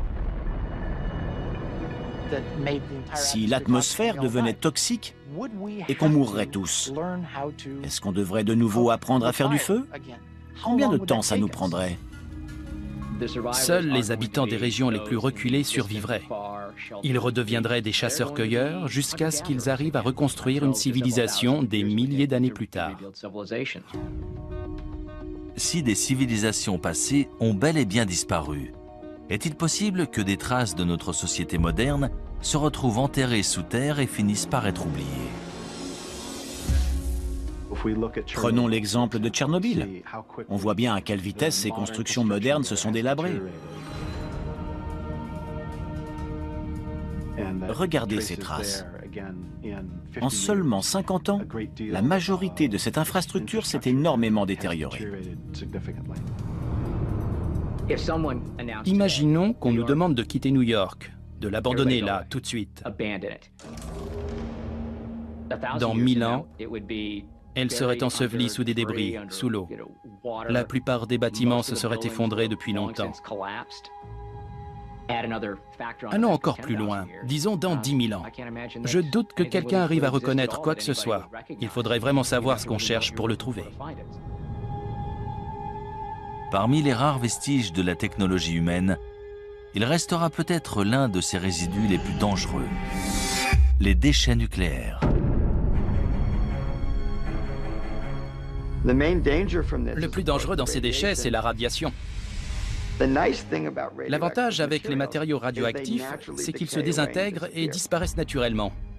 L'inconvénient, c'est que pour la plupart, ça prend des milliers ou des dizaines de milliers, voire des millions d'années. Il faut absolument concevoir une zone de stockage sûre qui les contiendra pendant très longtemps. Le traitement des déchets radioactifs issus de la création d'armes et de l'énergie nucléaire est sujet à controverse. On doit bien s'en débarrasser quelque part sur Terre. On a donc prévu de les enterrer profondément dans le sol. C'est la solution géologique au problème des déchets nucléaires. Le département de l'énergie des États-Unis a engagé une équipe de spécialistes qui étudie des sites de traitement des déchets nucléaires aux côtés d'ingénieurs. Ils espèrent concevoir un signe d'avertissement universel que les prochaines générations pourront comprendre pendant au moins 10 000 ans. Ils doivent imaginer tout un concept pour prévenir les gens et les avertir du danger. Il faut concevoir une tradition qui sera perpétuée et transmise de génération en génération. et maintenir cet avertissement pour protéger les gens des déchets nucléaires. Le concept envisagé présente un immense terrassement pour entourer le site entier. Une fois terminé, la berme mesurera 10 mètres de haut et 30 mètres de large. Le projet comprend également une série de balises en granit mesurant chacune 7,50 m de haut et ornées d'avertissements gravés dans différentes langues. Cet ensemble de signes d'avertissement énigmatiques peut-il être efficace? Ou sera-t-il aussi mystérieux et indéchiffrable que les sculptures de Göbekli Tepe ou les mégalithes de Stonehenge? On ne va pas dessiner une tête de mort dessus. Ce sera absolument pas parlant dans 500 ans. Quelle sorte de phrase peut-on écrire? Ne creusez pas ou faites demi-tour? C'est très compliqué. Dans la longue histoire de notre planète, l'activité humaine représente moins de 1% de ces 4,5 milliards d'années de vie. Mais sommes-nous simplement des grains de sable, des résidents temporaires voués à être oubliés d'ici 100 000 ans ou même moins?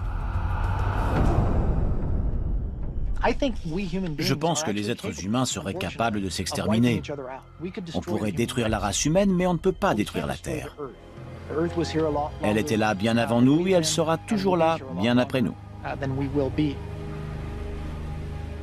Si chaque trace de notre civilisation peut être détruite aussi facilement, comment les historiens peuvent-ils être sûrs que tout ce que nous vivons ne s'est pas produit auparavant?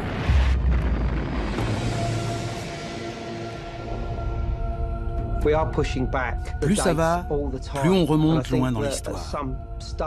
À mon avis, on va finir par découvrir des vestiges qui nous feront réaliser que des civilisations ont bel et bien existé, bien plus tôt qu'on ne le pense. Des vestiges qu'on ne voit pas pour l'instant. Plus ça va et plus on repousse la date d'origine, qu'il s'agisse d'objets, des poteries par exemple, ou de la sédentarisation et l'usage du feu. Il ne faut jamais fixer une date et dire que ça n'existait pas avant. On finit toujours par trouver des preuves du contraire. Les civilisations ont sûrement évolué plus d'une fois. Elles ont été détruites par un événement, puis sont réapparues, et ça, c'est une leçon pour nous aujourd'hui. N'importe quel spécialiste vous le dira. Plus on a d'informations, plus on se rend compte qu'on ne sait rien de notre monde.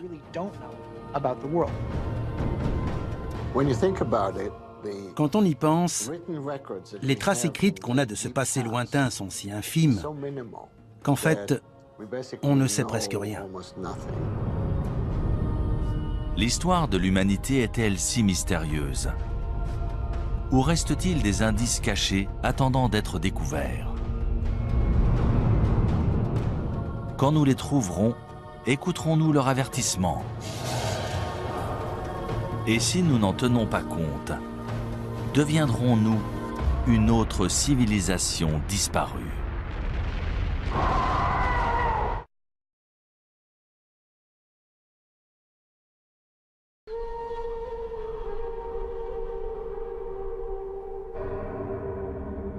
Le désert Rub al-Khali en Oman.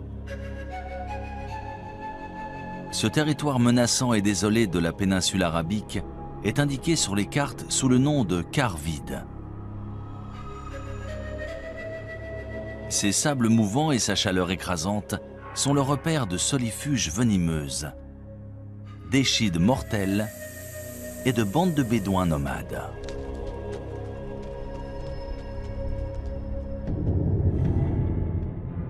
Mais si l'on en croit d'anciennes légendes, cette région était très différente. C'est ici, il y a environ 5000 ans, qu'existait autrefois un royaume mythique appelé Hiram. Connu pour sa richesse et sa splendeur, Dieu l'aurait détruit pour le punir de sa vilainie et de sa corruption. On en parle dans différentes sourates du Coran. Il est dit que le vent s'est mis à souffler et a détruit la ville parce que ses habitants ne voulaient pas suivre la parole de Dieu. Des prophètes sont venus pour essayer de les changer, de les purifier, mais ils ont refusé. Du coup, la ville et sa civilisation ont été détruites.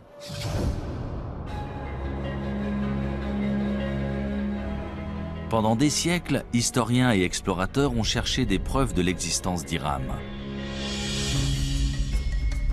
Mais il faudra combiner technologie spatiale et archéologie traditionnelle pour enfin réussir à prouver qu'Hiram est bien plus qu'un mythe. En 1983, Nicholas Clapp, archéologue amateur, adresse une étrange requête à la NASA qui donne lieu à une expédition commune dans la péninsule arabique. Il venait de lire qu'on pouvait utiliser un radar imageur pour cartographier des rivières souterraines en Égypte. Il se demandait si on pouvait s'en servir pour trouver une cité disparue, en connaissant à peu près sa localisation.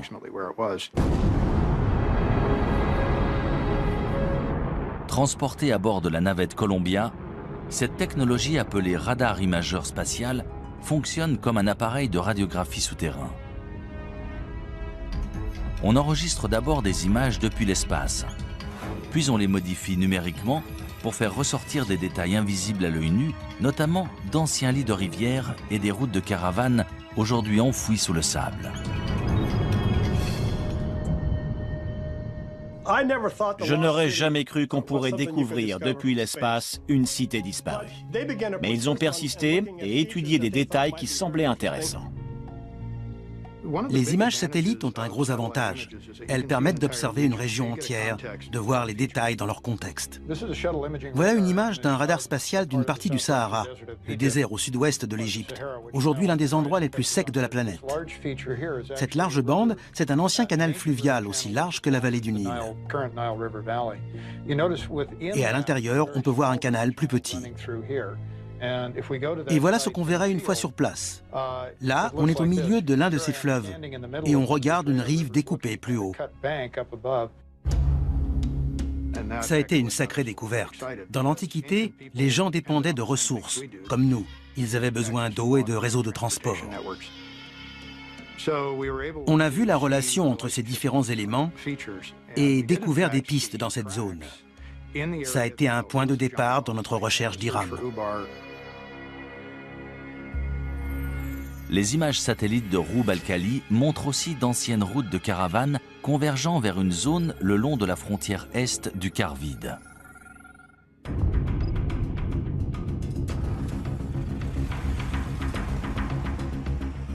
On s'est servi d'un GPS, technologie inconnue du grand public à l'époque, ainsi que du système de navigation de l'hélicoptère. C'est comme ça qu'on a trouvé la route qu'on avait vue sur les images satellites et qu'on l'a suivie dans le désert. C'était vraiment passionnant. On a décidé d'atterrir dans cette zone, près d'une sorte d'immense colline et d'un puits ou d'une source. Une fois sur place, je n'en revenais pas. Il y avait des bâtiments. Ça correspondait à la première section d'une place antique faite en pierre avec des murs et des bâtiments. Et il y avait des poteries un peu partout. Ensuite, on a identifié un nombre de lieux qui semblaient importants encore aujourd'hui. Et l'un d'eux était en fait le site d'Hiram. Des centaines de milliers de caravanes constituées de centaines de milliers de chameaux et d'ânes transportaient des marchandises et des tissus depuis et vers la côte, en passant par ce site antique d'Hiram. C'était un comptoir où se rassemblaient les caravanes de chameaux avant de traverser le désert. Il y avait une forteresse qui servait en fait à protéger la réserve en eau. C'est là qu'on contrôlait les caravanes de chameaux.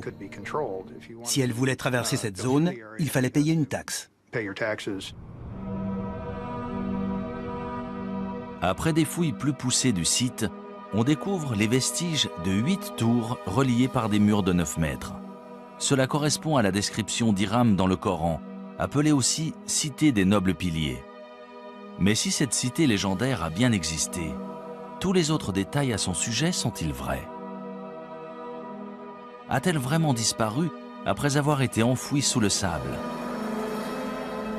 Selon les scientifiques et géologues, c'est l'érosion d'un aqueduc sous la cité qui aurait entraîné sa disparition.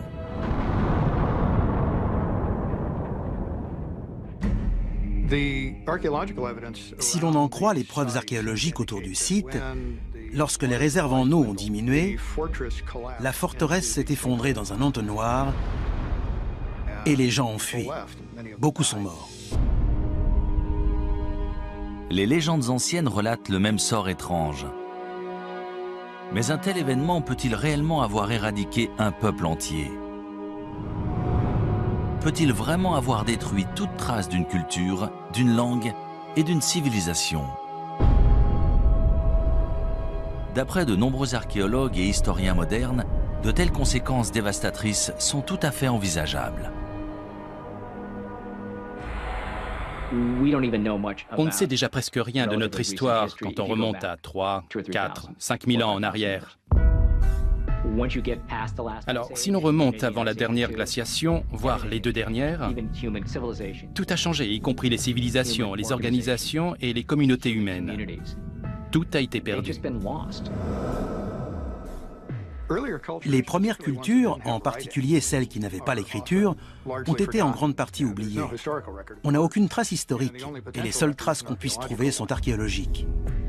Cela sous-entend qu'un archéologue trouve des vestiges de ces civilisations et se base dessus pour reconstruire leur histoire.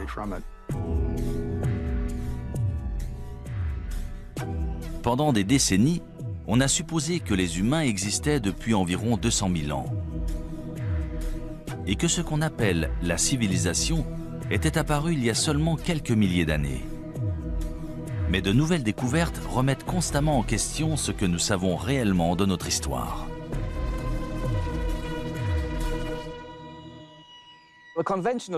On dit qu'une civilisation naît en même temps que les premières villes et les premiers écrits.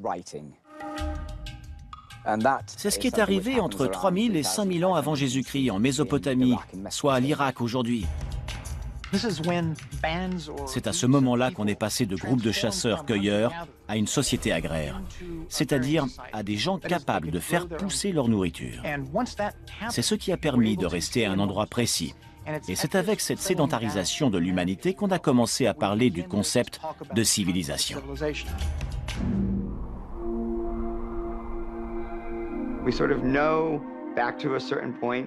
On sait à peu près ce qui s'est passé entre aujourd'hui et il y a 10 000 ans. Grâce aux études évolutionnaires, on sait à peu près quand les hommes sont apparus. Mais la période entre l'apparition des hommes et celle des civilisations qu'on connaît est très vaste. C'est excitant de découvrir jusqu'où remonte la civilisation. Si Hiram a vraiment existé, combien d'autres civilisations anciennes sont ensevelies et attendent d'être découvertes? Quand ce sera fait, que trouverons-nous? Des preuves de notre passé antique ou des indices de notre destruction future? Şanlıurfa, est de la Turquie, 1994. Tout en haut d'un versant de colline, dans une région rurale, la charrue d'un fermier kurde s'arrête brusquement lorsqu'il touche une grosse pierre rectangulaire à moitié enfouie. Pendant plusieurs jours, il essaye de déterrer cet objet tenace, jusqu'à ce que se produise l'inattendu.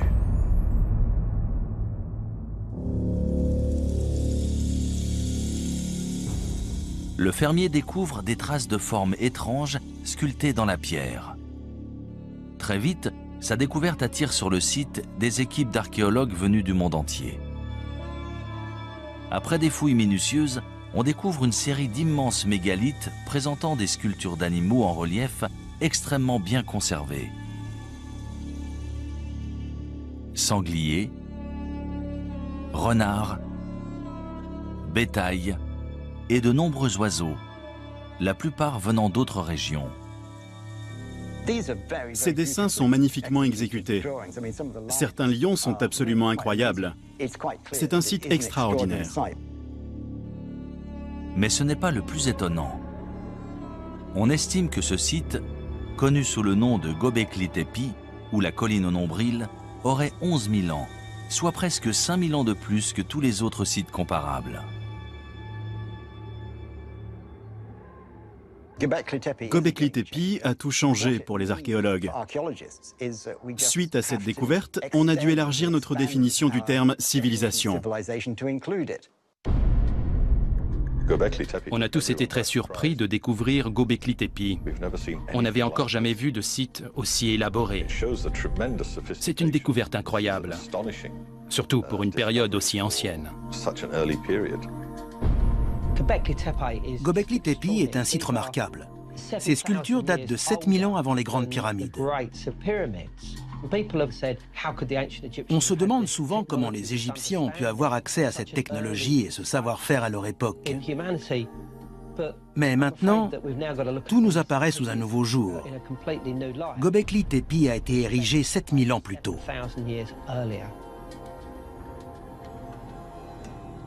Récemment, l'imagerie radar du site a permis de révéler un gigantesque complexe présentant plus de 20 grandes structures ovales. Chacune est composée de colonnes mégalithiques en forme de T, ainsi que de 4 piliers sculptés en calcaire, reliés par des murs d'1,80 m et disposés dans un cercle mesurant entre 10 et 30 mètres de diamètre. Ils avaient tout organisé, tout prévu. Ils ont réussi à mobiliser des ouvriers et à entretenir ce site qui a ensuite été visité pendant de très longues années. Chaque pierre devait peser entre 15 et 20 tonnes, certaines même entre 40 et 60 tonnes.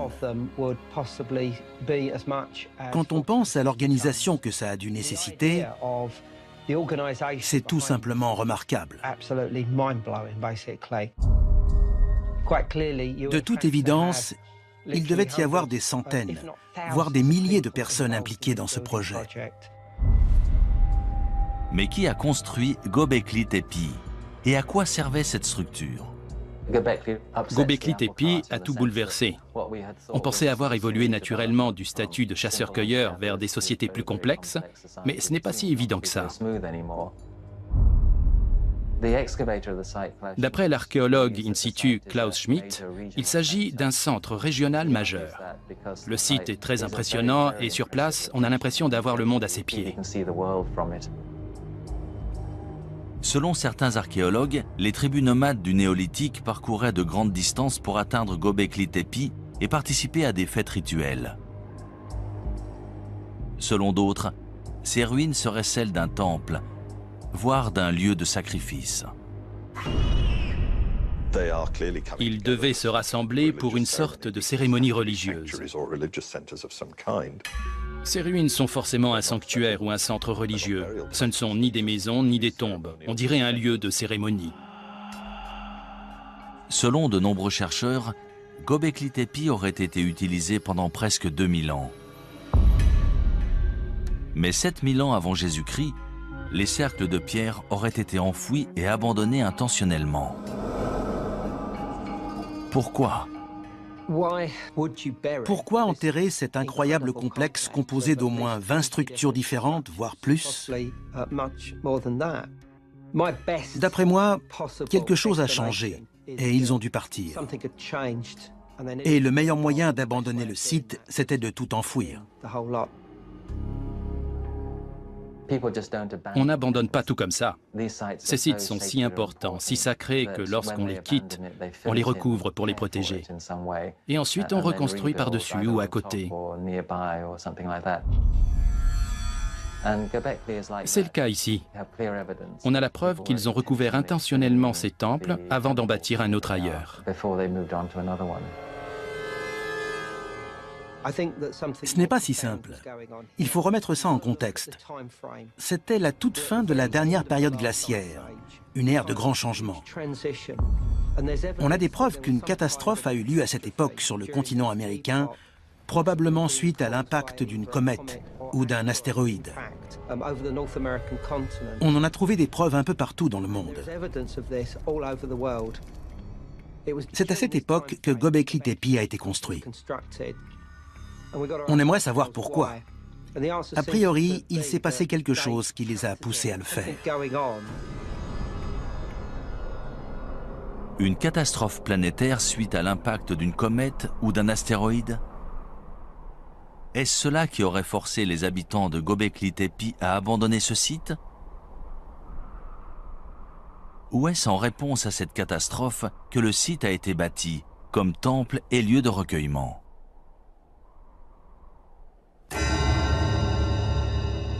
Selon certains chercheurs, la réponse se trouve tout près, au mont Ararat. Dans la Bible hébraïque, c'est là que l'arche de Noé aurait échoué une fois les eaux du déluge refluées. En fait, le mont Ararat se trouve à seulement une centaine de kilomètres de Göbekli Tepe. Quand on observe les animaux sculptés à Göbekli Tepe, il est impossible d'expliquer pourquoi certains d'entre eux ont été représentés étant donné qu'on ne les trouve pas dans cette région. Est-ce que certains de ces animaux vivaient dans cette région à l'époque? Et dans ce cas, d'où venaient-ils? Si l'on en croit la mythologie, il s'agirait des animaux de l'arche de Noé. On a beaucoup étudié les origines du déluge. Ce récit existe un peu partout dans le monde. Il existe une version ojibwé, une version amérindienne, une version chinoise, et on en parle dans la mythologie grecque et la mythologie hindoue. Il est tout à fait possible que des événements réels aient inspiré la mythologie et les légendes. Ces récits du déluge parlent peut-être de vrais déluges. Ces mythes et récits narrant un déluge et le sauvetage de nombreux animaux à bord d'une arche sont-ils vraiment inspirés de faits réels? Nous trouverons peut-être une réponse en étudiant d'autres civilisations disparues. Que vont-elles nous révéler du mystérieux passé et du futur incertain de l'humanité?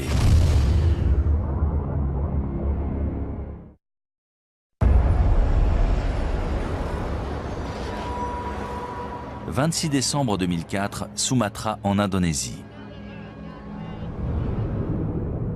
Un gigantesque séisme sous-marin de magnitude 9,1, dont l'épicentre se situe au cœur de l'océan Indien, génère un tsunami dévastateur.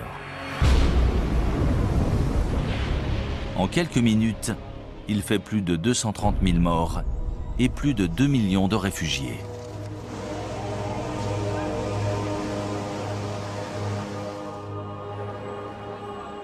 Sept ans plus tard, le 11 mars 2011, un séisme de magnitude 9 fait trembler le nord-est du Japon. C'est le plus puissant séisme qu'ait jamais subi l'île. Quelques minutes plus tard, un tsunami de 9 mètres balaye les terres, emportant des villes entières et environ 23 000 personnes.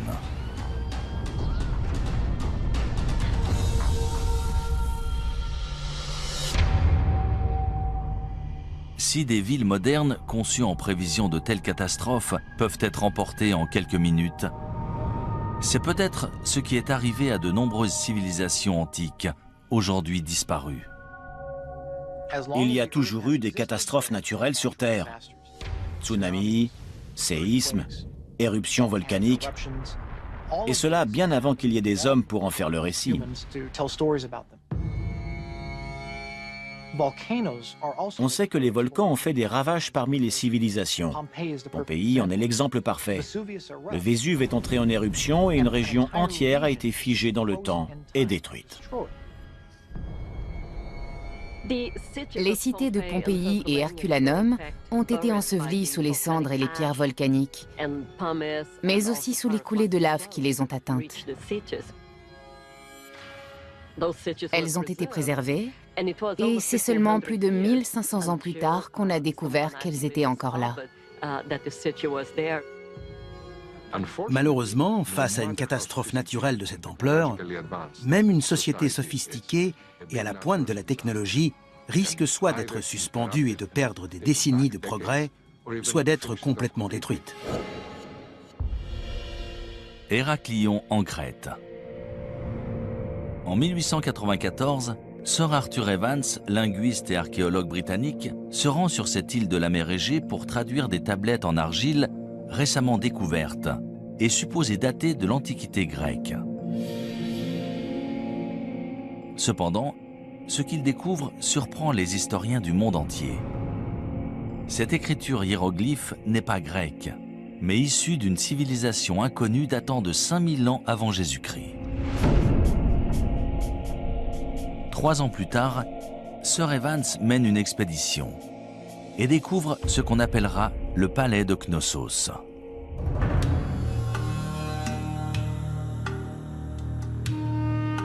D'après les archéologues, l'imposante structure contenait autrefois des pièces richement décorées, de l'eau courante, chaude et froide, et même des toilettes en intérieur.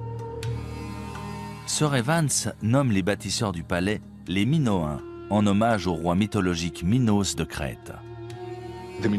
Lors de l'âge de bronze, la civilisation minoenne était toute puissante dans l'est de la Méditerranée.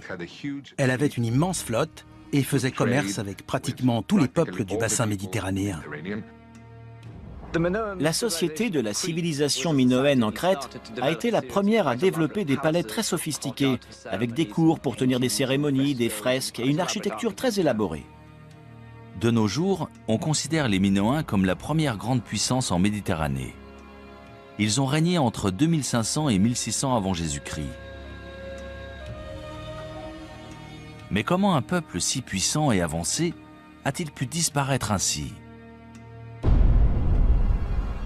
Selon de nombreux chercheurs, on peut trouver la réponse en étudiant l'une des plus importantes éruptions volcaniques de l'histoire de la civilisation, à 110 km au nord de la Crète, sur l'île de Santorin.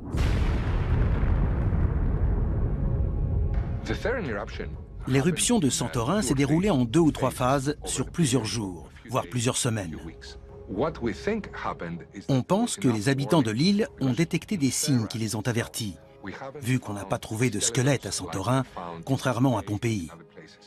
Les habitants de Santorin ont eu le temps de s'enfuir. En revanche, les habitants de Crète ne s'attendaient pas à ce que l'éruption ait de telles conséquences chez eux.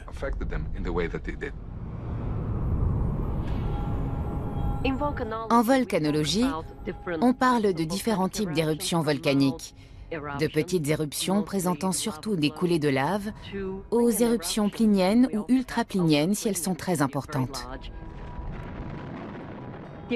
Celle de Santorin était une éruption plinienne, peut-être même ultraplinienne. Elle était très explosive, à tel point qu'elle a détruit une majorité de l'île.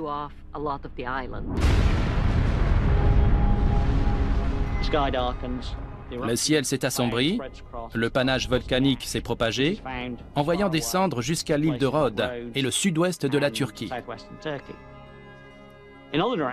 Dans les autres directions, on pouvait entendre les explosions au loin, au fur et à mesure que l'éruption progressait. Tout laisse à croire que la violente éruption volcanique de Santorin a généré un énorme tsunami qui s'est abattu sur les villes portuaires de la Crète. Voici une reproduction de la mer Égée dans l'est de la Méditerranée et du volcan de Santorin. On va voir ce qui s'est passé juste après l'éruption du volcan.